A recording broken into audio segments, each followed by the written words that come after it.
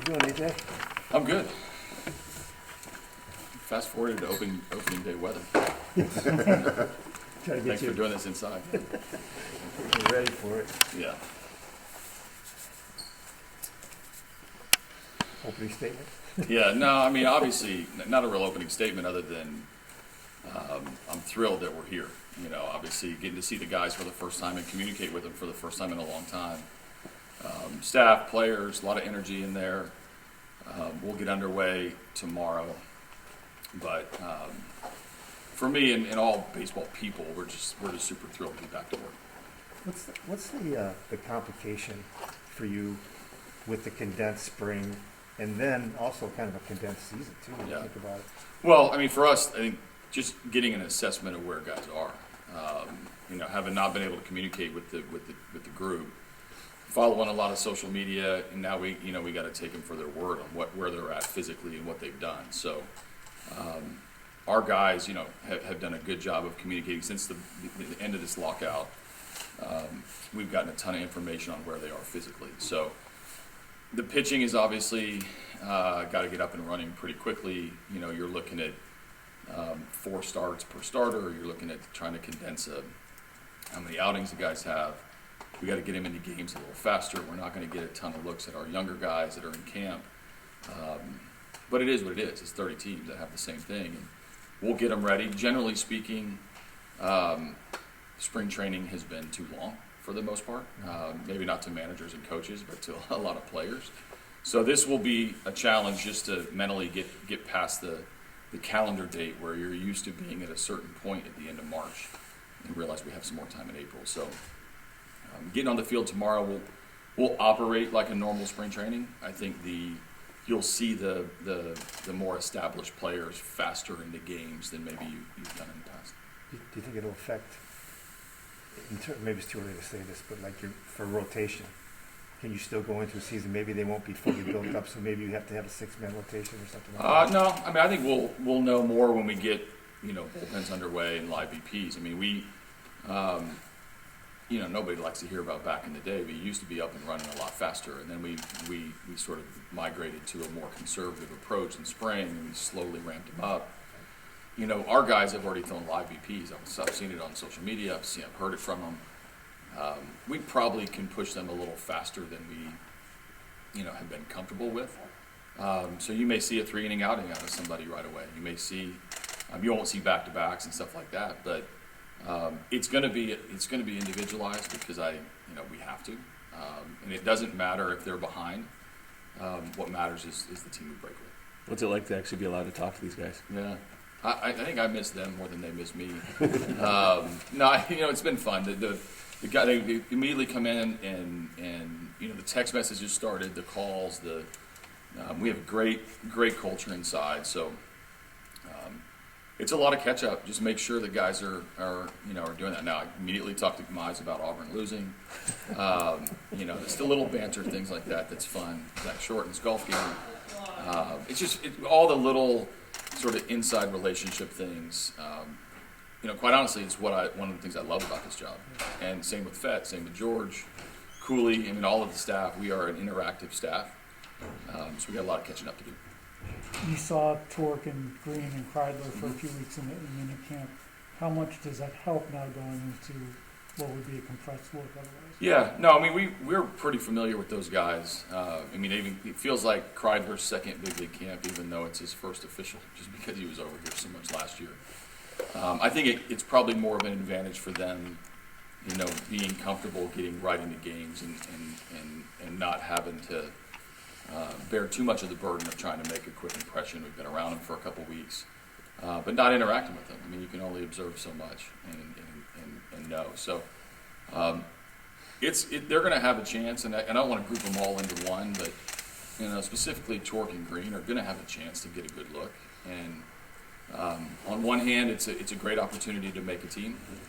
On the other hand, it's not the end-all, be-all whether they break with us or not. We'll make decisions at the end of camp that we think is best for us. The fact that they're more ready for games, if you're a young guy and you're trying to make an impression, is probably a good thing. What were some of your takeaways from Torkelson and Green in minicamp? Physically, they're and emotionally, they're in a good place. I thought they handled Both the entry into mini camp, the disappointment of no big league camp starting, and even the extra attention that you guys have already given them pretty well. I think they're tremendous prospects. They're going to have an opportunity to showcase what they can do and how they fit. And there's a reason we love them so much. They're really good players, and they're they've got sort of the it factor when it comes to how they fit on a club, how they interact with people. They can handle this pressure. And then from a travel standpoint too, and just getting guys here, any delays that you're expecting? Not a ton. I think there was a flight canceled yesterday from the Northeast, the big storm. I've seen almost everybody. They've filtered in either yesterday or today, or they'll get here today. I don't anticipate too many delays. I mean, obviously there's bound to be one, but other than a couple of guys, I've almost seen the whole group in its entirety. So You seen Scope? no, but I've texted with them. The Scope watch is legit. Haven't seen Miggy, haven't seen Victor, but I kind of know when their timeline is, so I'm not fearful of anything. What's the difference for you and your staff with this being your second year here? How different is it from a year ago and everything? Yeah, I mean, what's with these guys, when they come into the building, they come in my office and they'll say hello, and they'll hear it's right on the way to the clubhouse. And last year there was a little more tiptoeing. This year we have a common bond of experiences that they know what to expect from me. I know what to expect from them. So Candy running into my office with a big bear hug is different than last year coming in and introducing himself to a brand new manager. So I think anytime you have built-in experiences from the previous year, it's from all of us. Fett, like I said, George, Santi, Hess. I mean, our staff is entrenched with these guys.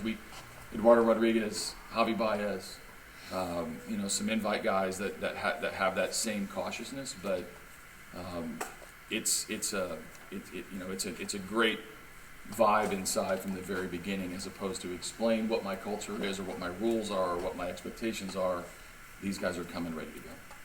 AJ, with the transactions freeze just recently lifted, is there a feeling like you've got spring training and the winter meetings going on at the same time? Yeah, the same. That's it feels like it, because once I was here when the lockout was lifted, in the front office went immediately into the area to contact teams, contact players, start to get everybody, and there was simultaneously trying to get 50 some guys here, as well as feel out the market and start to see guys, or start to reestablish relationships or conversations with teams. So it's been busy, but at the same time, my job is going to be to now shield all of that winter meetings feel to this clubhouse. We have a lot of guys that we need to get through and get up and running, ready for a season. And the front office will probably, around the clock, try to figure out if there's any sort of transaction ahead. So we as a coaching staff, me as a manager, we're going to operate with the group that we have. And if there's an addition, great. If there's not, then we'll go to battle with the group we have. What do you kind of see yourself as some of the battles, the roster battles going into this? We kind of look at it, but Yeah. what is your thought? Yeah, so for me, assuming health, assuming, we were going to break camp today, you always play that game in your own head. I do too. But to me, there's some competition on both sides of the ball. The pitching side, how's the rotation going to play out? We could fill a rotation today and feel comfortable with it. There's some bullpen guys. Some have you look at guys that have established themselves. There's probably a job or two competing in the bullpen. The position player side, it's a little bit more complicated, and that's because we can configure it however we want. Are we going to carry 3 catchers? What is going to happen with the infield? Where's Scope going to play? We know the obvious reasons why those are in question, and so I think there's a couple position players, a couple pitchers.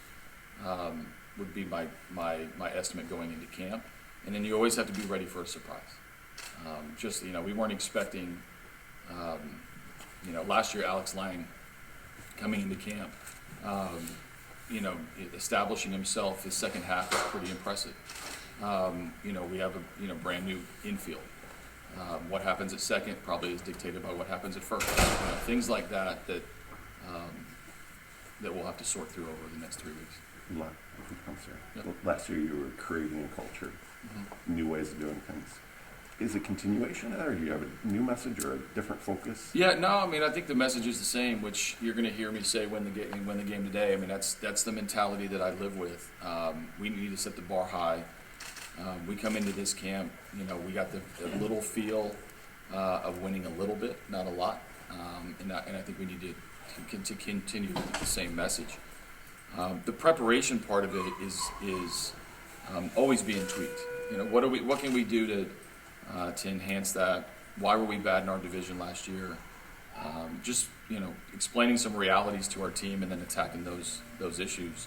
It's kind of the same thing we did last year. We just have now some common experience together that hopefully the message will get through faster. So, fair question coming out of that then, is the postseason a realistic goal that you say out loud? Yeah, of course. I don't know what's going to happen, but I think you show up in the spring wanting to and expecting to make the playoffs.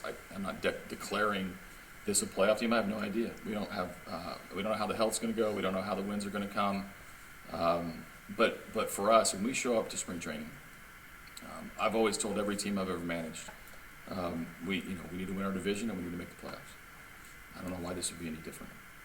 I want to ask, this is probably a naive question, but with the rules changes coming next year with the shifts, do you use this year to transition to that, or do you? We may shift more if I just because I'll tear up when that goes away. Just for old time's sake. No, we're going to try to play where the outs are. Okay. So we will obviously we're aware that the rules could possibly change, but our goal is to get to 27 outs as fast as possible and best as possible. So I'm not going to give up anything. We'll play under the rules that are today. Big picture, the way you guys finished last year, a couple big signings during the winter. It seemed like at the end of November, the enthusiasm among fans was really high, and then you have 3 months of nothing.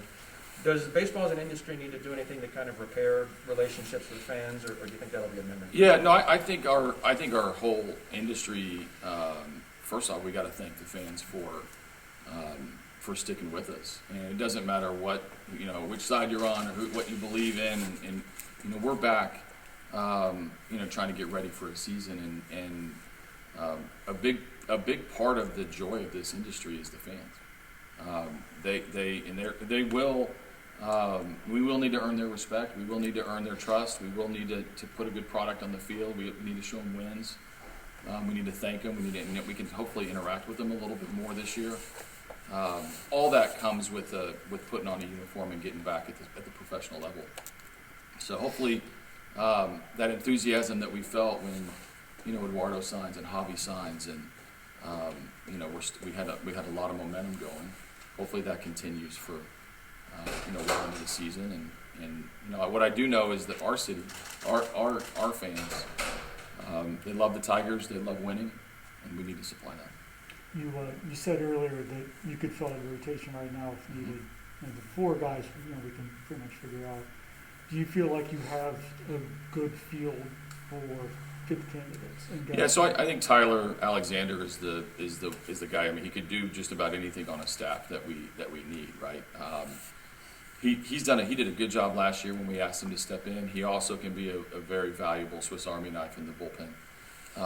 And so if we were going to break today, obviously I think Tyler is the leading candidate to be in the rotation. So with that, you never what is our depth going to look like? Who else is available?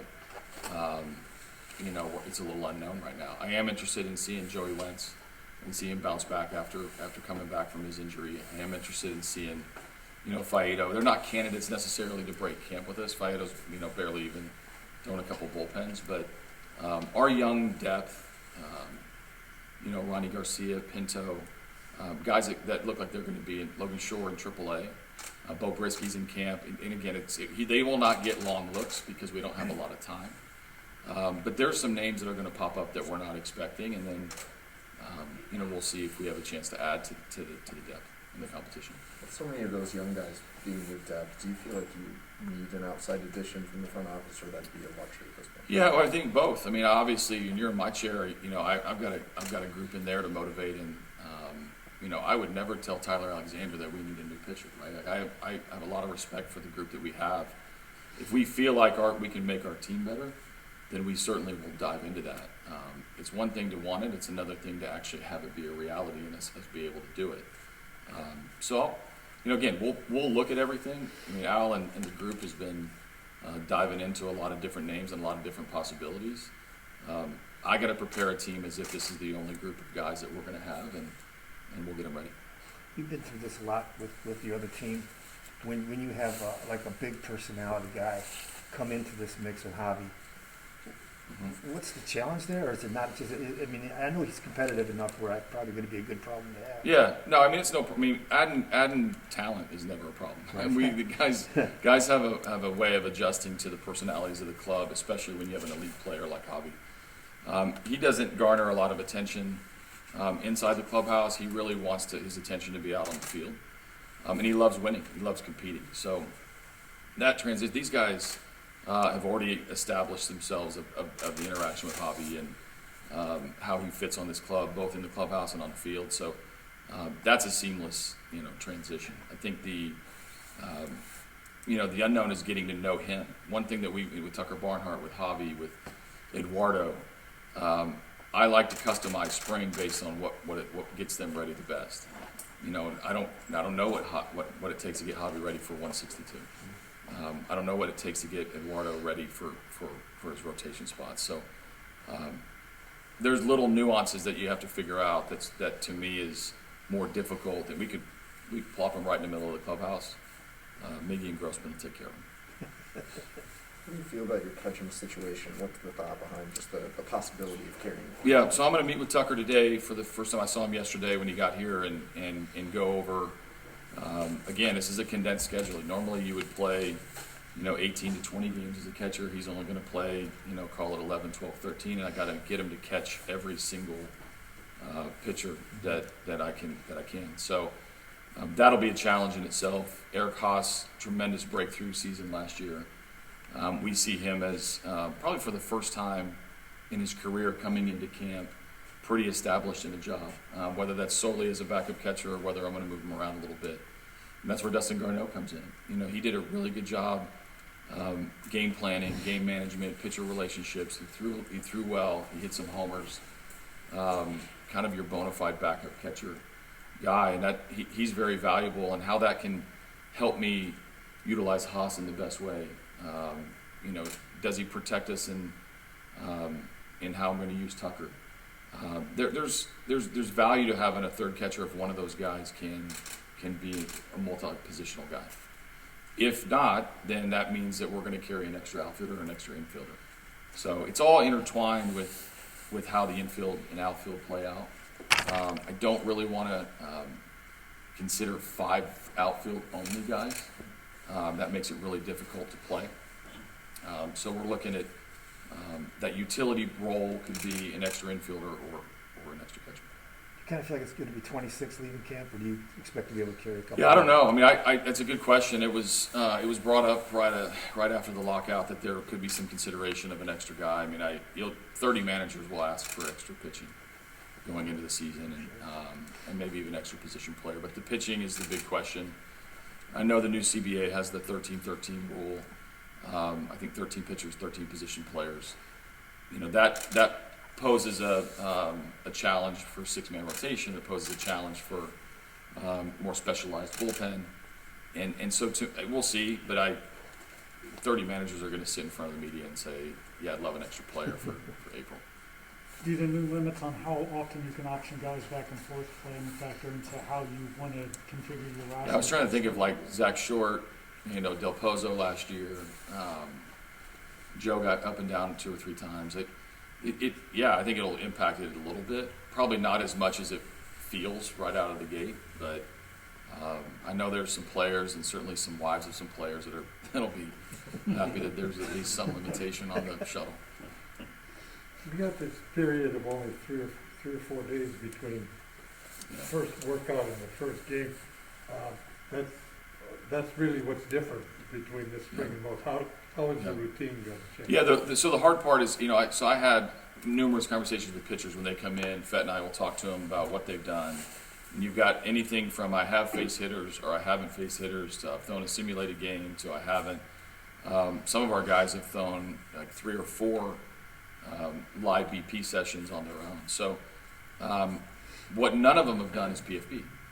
And that, they don't race to cover first and be on there. It's like, normally you spend those first 10 days getting their legs under them, you get the soreness out, you just standing outside is our outfielders standing in the outfield for a 15-minute inning. As simple as that sounds, that takes a toll on getting into playing shape. So we don't have those 10 days, so we'll have to gently walk our way into it.